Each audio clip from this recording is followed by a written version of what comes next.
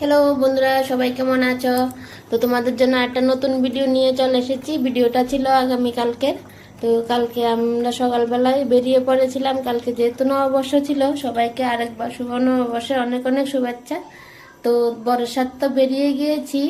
প্রথম চলে গেলাম আমাদের দোকানে। এখানে গিয়ে দোকানের যে ঠাকুর থাকে মিষ্টি নিয়ে গিয়ে ফুল টুল দিয়ে আগে ঠাকুরটাকে পুজো টুজো করে নিয়েছি। অবশ্যই প্রথমে পুজো না করলে ভালো লাগে না।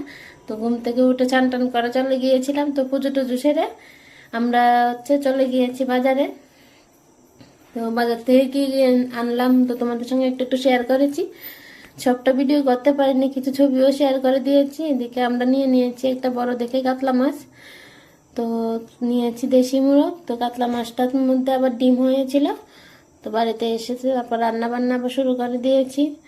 তো একটু একটু করে তোমাদের সঙ্গে শেয়ার করছিলাম। তো ডিমটা যে হয়েছে, ডিমটা কি দিয়ে রান্না করব।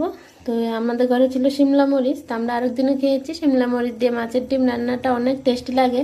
অনেকেই খায় না, অনেকে বলতে কেউই খায় না, আমি যতটুকু শিওর।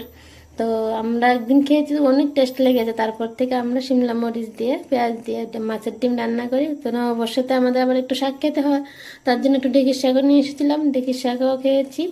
তারপর ঝিঙ্গা আলু মাছ করেছি, দেশি চিকেন করেছি। তা তোমরা কে কে কী রান্না করেছো কমেন্টে জানাবে। আর আমার সিম্পল ভিডিও তোমাদের কেমন লেগেছে তাও জানাবে। টাটা সবাইকে।